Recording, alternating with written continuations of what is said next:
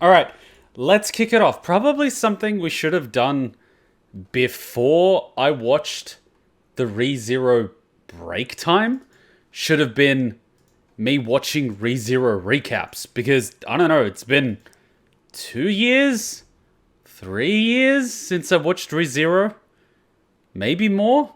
And so probably watching a recap would have been better than just jumping into break time. But to be fair, a lot of season one's break time was kind of like comedy and slice of life stuff. So it didn't make a huge difference. But I think it's kind of better to watch the recap before I watch the second half of break time for season two. Because that's where a lot of the plot heavy points come in, particularly with the witches and what's going on, and then Pandora is introduced, and then a bunch of archbishops are introduced. So I kind of feel it's probably best that I watch a recap before we get into that part of break time. And then if that part of break time doesn't actually include info on any of them, I would kind of be wondering what the F is going on. Anyway, so I don't know. Either way, a recap is probably a good thing to do. Let's watch the recap. It's probably going to be good for all of us. I mean, I was secretly debating for a little while whether or not a rewatch of ReZero is worth it, but just thinking of the cringe Subaru does at the beginning of season one puts me off every single time. If there was no Subaru in ReZero, I would watch it in a heartbeat. But unfortunately, Subaru is something that exists. So it's like, ugh. Yeah.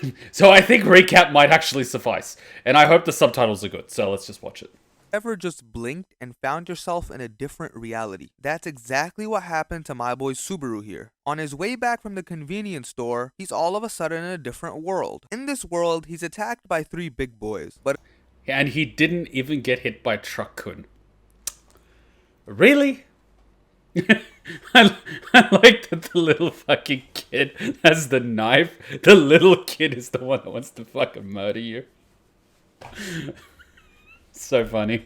is luckily saved by Emilia and Puck. Emilia introduces herself as Satella, and even though Puck may sound and slightly look like a female, he's actually a male. To repay the favor of getting his ass saved, he goes with Emilia to take back the insignia that Felt stole. This is Felt, by the way.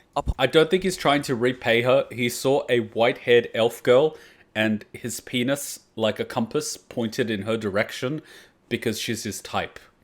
Let's not try to pretend that Subaru is some sort of philanthropist. Let's just be honest here for a second. Upon entering the loot house, they find everybody dead, and a little while later, they're dead too. Subaru, however, is the main character, and so he has a special ability called Return by Death, which activates, and he finds himself reset back to the moment where he found himself in the marketplace upon entering the world. He goes back to the loot house to try and negotiate with Felt and Big Boy Rom. The person who killed him and Emilia before also appears. Elsa, I like to call her Seductive Killer Woman. And she has a superpower where for some reason her bra doesn't slip off because I don't know what the hell is holding those things in, but it is something. That's all I can say. Seductive Killer Woman. Subaru offers to give her his cell phone, which is apparently extremely valuable, but she kills everybody again. Upon once again respawning like a Call of Duty player, he meets Emilia and calls her Satella because that's the name he knows her as. She is immediately offended because Satella is actually the name of the jealous witch. Emilia pouts and then she leaves and Subaru's pretty confused. But he is the main character and attempts to go and prevent the insignia from being stolen from her, but he fails and is killed again, this time by the big boys in the alley. The next time he respawns, he's saved by Redhead Reinhardt. He tells Reinhardt to tell... Wait, did you call him Reinhard or Reinhardt? With a T or a D?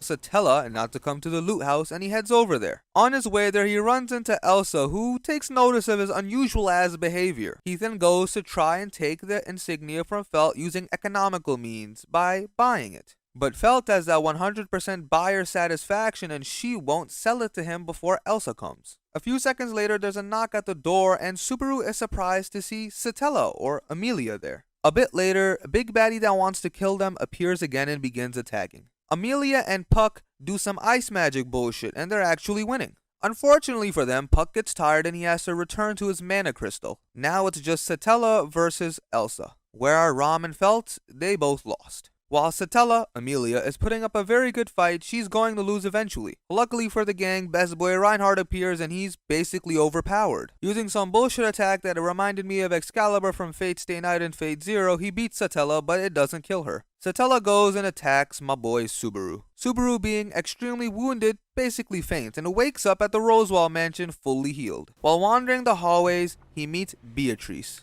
And we call this failing upward.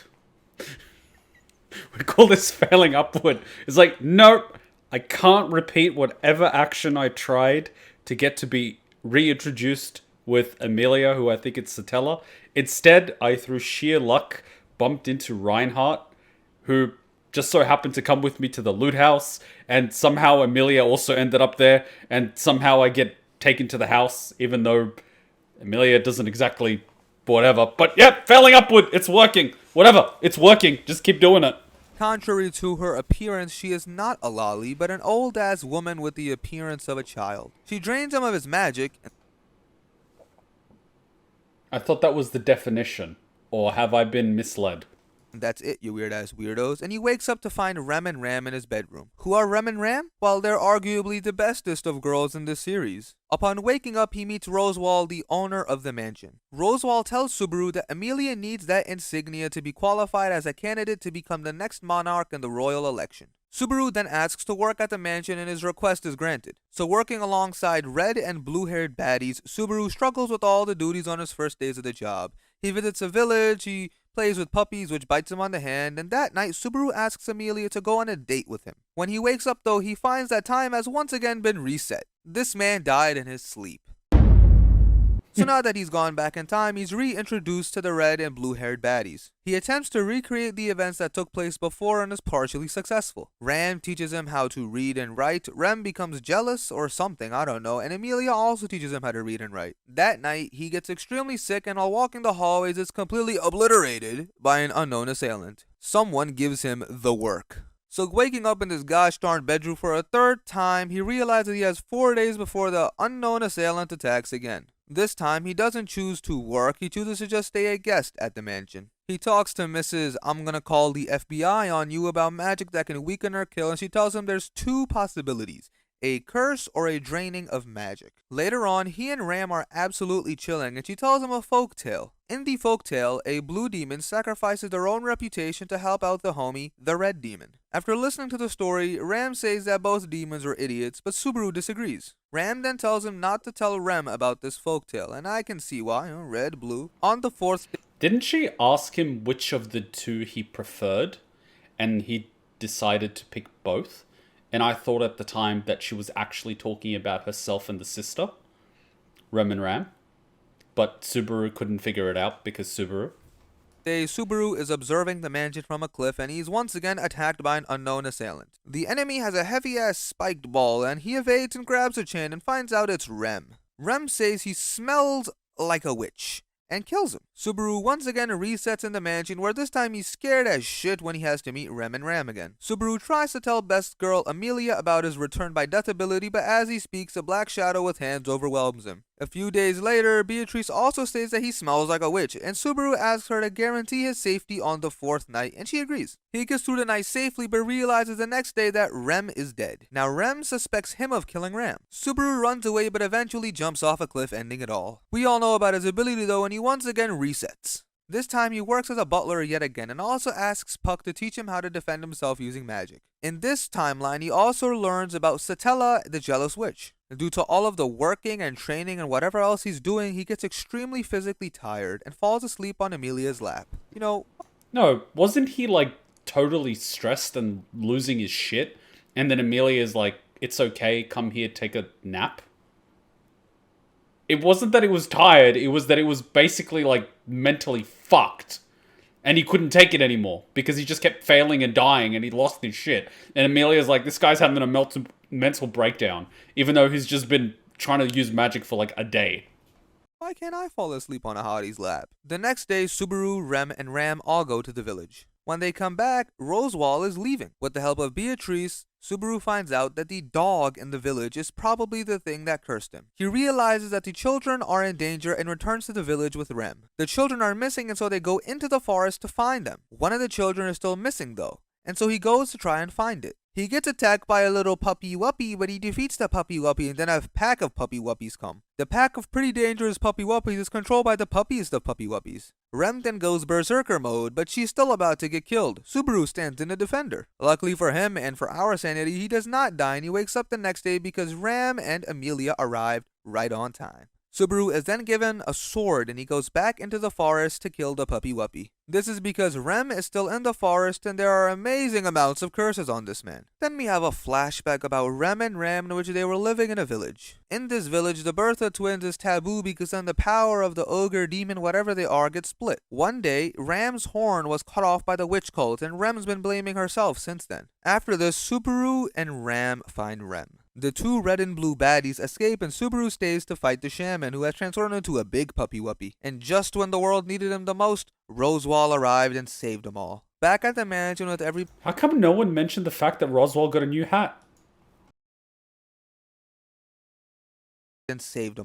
Back at the mansion with everybody safe, Subaru has that classic main character conversation with the best waifus and tells him to live for the future instead of feeling sorry for herself. With this, he snags himself a waifu. A week later, Emilia is summoned to the capital and is to be escorted by Wilhelm and Felix. No, Felix is not a female, so don't get your hopes up. I got my hopes up and now I can never trust any human being ever again.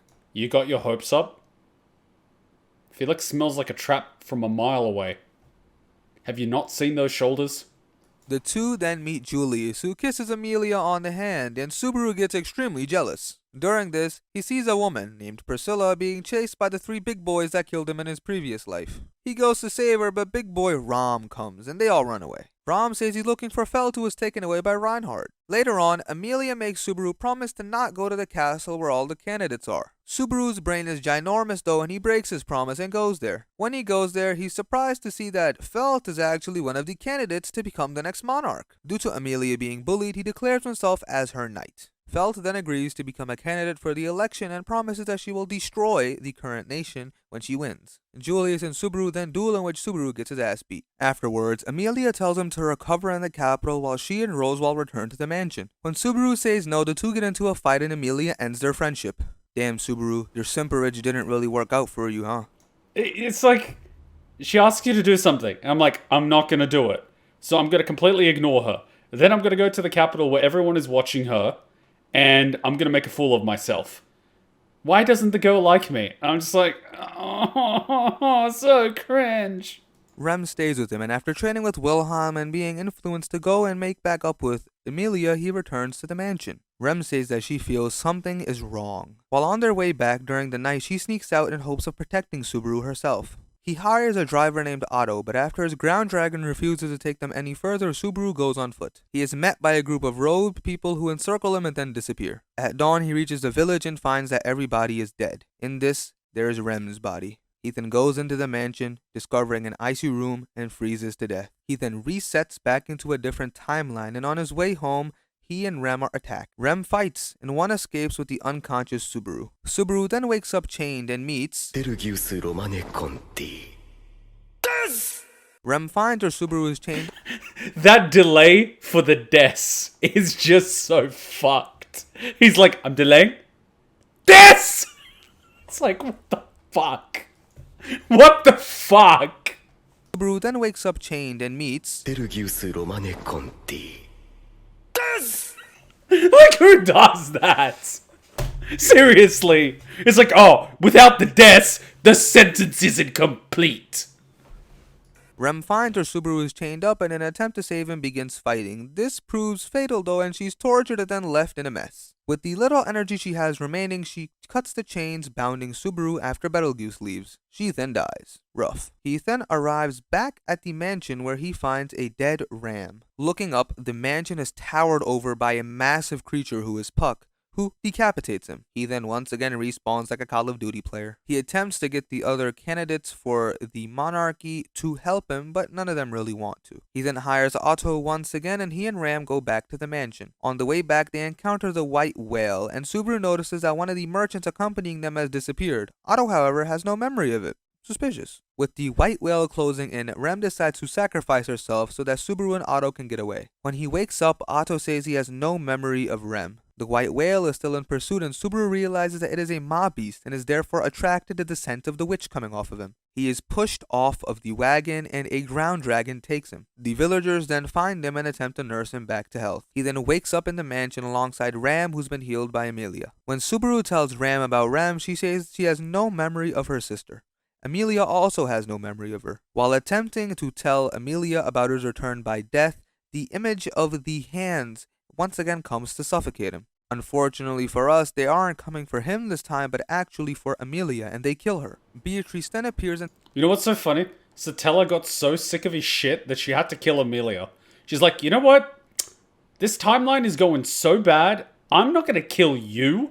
I'm going to kill her and just let you kill yourself. Satella's just like, I saw what you did with Julius, and I am still facepalming. Teleports him and Emilia's body out of the mansion. Betelgeuse and his cult then appear, and they're ready to kill Emilia, but Puck arrives in his monstrous form and asks what they plan to do to his daughter, which I'm just going to assume is Emilia. This Puck then kills Betelgeuse and freezes the shit out of Subaru and kills him as punishment for letting Emilia Tan die. Subaru then resets once again, and Rem notices there's a sudden change in his behavior. He drags her aside and tells her to run away with him, but she refuses. Rem and him have a deep and long discussion about life, in which she encourages him while he's berating himself. She basically tells him that she loves him, and you know what he says in response? I love Emilia. In this timeline, Subaru decides to defeat the white whale before fighting Betelgeuse. Using his phone to tell people the time and location of the white whale's attack, he, Krush, and a few other people ally together to go and kill the mob beast. I love how the guy fails to mention the fact that Subaru used mining rights as a way to bargain for them to help. Something, by the way, that he doesn't have the authority to bargain with. Now, I might have watched this 2-3 years ago, but I remember that he didn't have the authority to make such a bargain.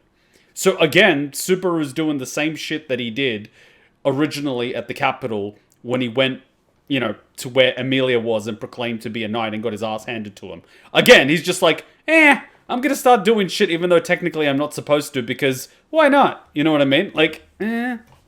Battle begins, and oh my god, it is a hard battle. Some people are swallowed, some people are injured, and when they look up, there are 3 whales in the sky instead of 1. The armies become demoralized. It's actually double teaming, but anyway. And while running with Krush, Subaru notices the difference in fighting strength and the gouged left eye in all 3 whales. He comes to the conclusion that 2 of them are shadow clone jutsus, and that the third is keeping its distance from the armies. He says that the third is most likely the real one and tells people to attack that one. They do, and this causes the other whales to vanish. They have defeated the white whale. In recognition of the courage he's just displayed, Krush and Anastasia give some soldiers and knights for Subaru that will accompany him to go and destroy. Subaru approaches Betelgeuse using the smell of the witch on him. Betelgeuse assumes he's the Archbishop of Pride, and when he realizes Subaru doesn't have the gospel and says that he's defiled it, he loses his shit. Mimi and TV launch a surprise attack and destroy the hideout, and Wilhelm demolishes Betelgeuse. They then go after the 10 fingers, because Betelgeuse's soul is still present in one of the fingers. This finger uses the unseen hands, a power that I wish I had, to attack and kill some of the band and capture Subaru. Luckily, Wilhelm beats the finger and rescues Subaru. As Subaru approaches my boy Julius, he finds himself in an illusion. Yeah, by the way, I think Subaru and Julius get along now. Luckily, Julius' spirit helps save everybody from the illusion. Soon they realize that the fingers are hidden among merchants. After a long and grueling battle, the fingers are killed. Subaru then panics and runs into the forest, chased by Felix and Julius. They are then greeted by this.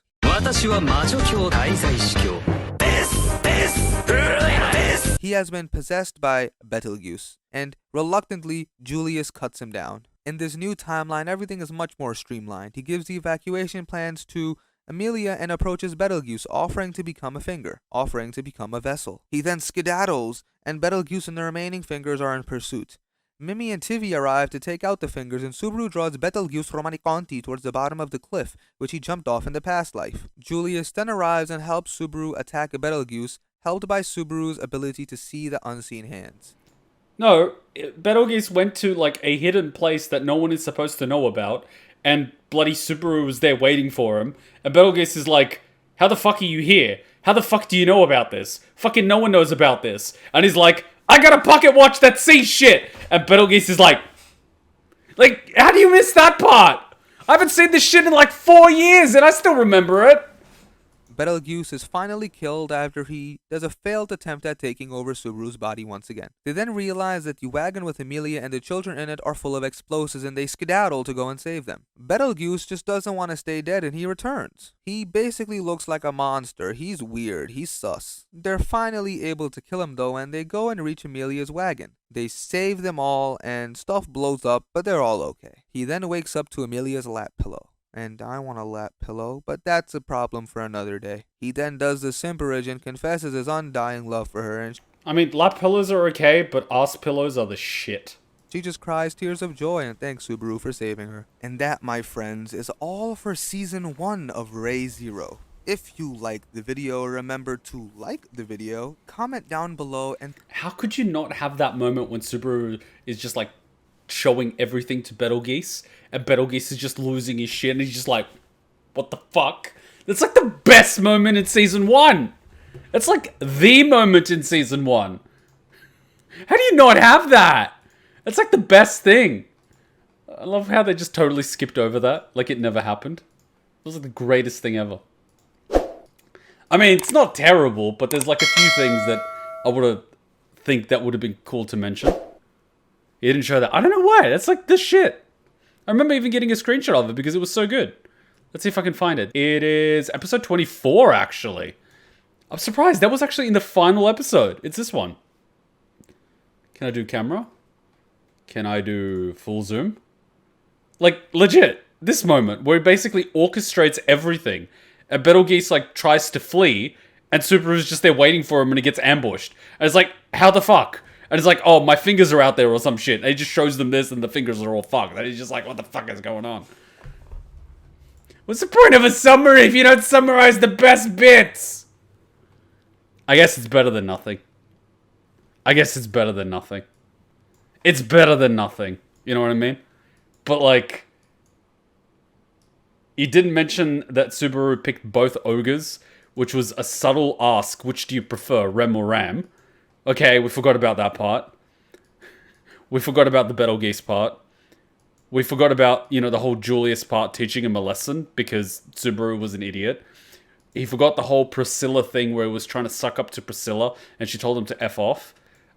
He didn't mention the mining rights thing, which I would say is a little bit significant because now there's a binding contract.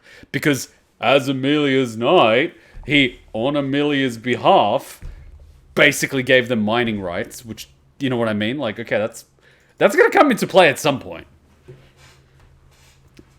Hey, did I hand you a shrinking potion by accident? I could have sworn that was the gender swapping one. Don't be hating. She's fun size, that's all. She doesn't even have to get on her knees to blow. You want to add anything to that conversation? Nope, I'm good. In fact, I think your new size makes you an even more formidable and stealthy ninja.